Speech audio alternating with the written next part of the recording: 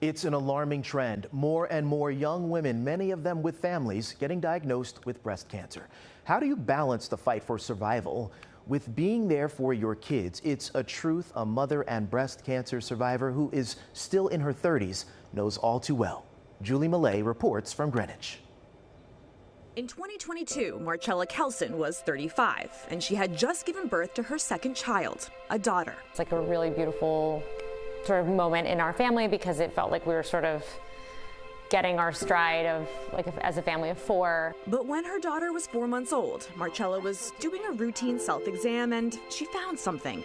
Not a lump, but I noticed that at the top of my chest, near the collarbone, there was a thickening of my, like a thickened tissue that hadn't been there before. And, I sort of cross-referenced with my right breast, and I was just checking, like, is this in my head, is this different? But really, it sort of stood out to me as something that just wasn't normal for my particular body. Within days, she was sent for imaging. After a mammogram and a biopsy, she got the news no one ever wants to hear. She was diagnosed with triple-negative breast cancer. It's shocking, and for a while, I felt like it was a bad dream. And I kept being like, this is just gonna be one of those things where I wake up and I'm like, this is over. Like when you don't wake up, it's actually horrifying. In that moment, she knew her life would change, but not just her life. It was a very overwhelming experience, and also trying not to have an emotional reaction when my kids, it's so many moving parts, and you want to really keep it together for your kids. You also want to process, and so there's a lot of competing and conflicting sort of feelings going on, right? You want to keep it together for your children, but you also want your body to sort of process information. And the hardest part was yet to come, the treatment. That consisted of 18 rounds of various chemotherapy treatments. So they were a week apart. And then once that was complete, I then did, at the same time as the chemotherapy, there was also immunotherapy. That was followed by radiation and surgery. In total, 7 months of hell.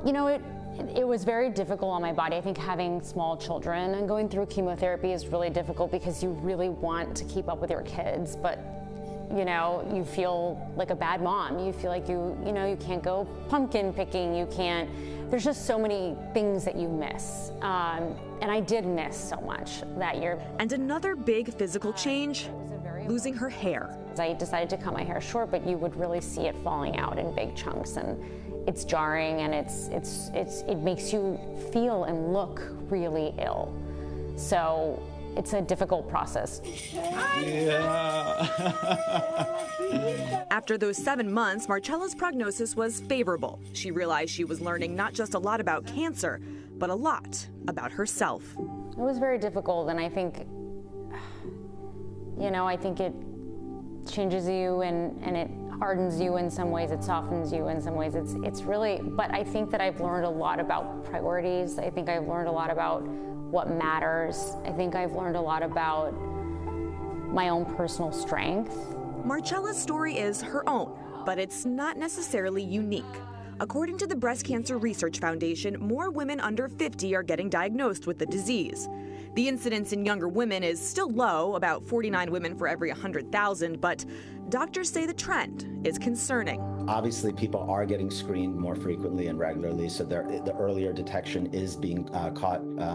There's also precancers, which we call DCIS, which are stage 0 breast cancers. People are definitely catching those more frequently. So part of it is increased surveillance and screening, and then part of it is actually some increased rates, and nobody knows for sure. Dr. Amar Rawari, Chief of Radiation Oncology at Luminous Health, says it's not yet known if there are environmental factors contributing to increased cancer rates in younger people. But there are some steps people can take to prevent it. Daily habits are really important. So just eating healthy, like I said, taking a lot of fruits and vegetables in your diet, minimizing high amounts of saturated fat, not smoking, trying to cut back on alcohol, moving and exercising 20 minutes a day at minimum, and then stress reduction. Like, the other thing is not to be overly obsessed about all this stuff. Even with good habits and no genetic history, the scary fact is you could still be blindsided with a diagnosis. It's obviously a very scary thing for anyone to get a new diagnosis of cancer. So I think one of the most important things to realize is if it's caught early, over 99% of these cancers are curable. Congratulations, Mama. Thank you, doctor. She connects with other cancer patients individually or as part of a small group, leveraging her background in mental health to provide a much-needed sense of community. We've all been there. We've all been in the exact moment you're describing. And there's just so much peace in that. There's so much safety in the being understood without having to say anything at all. For Community Close-Up, I'm Julie Millay.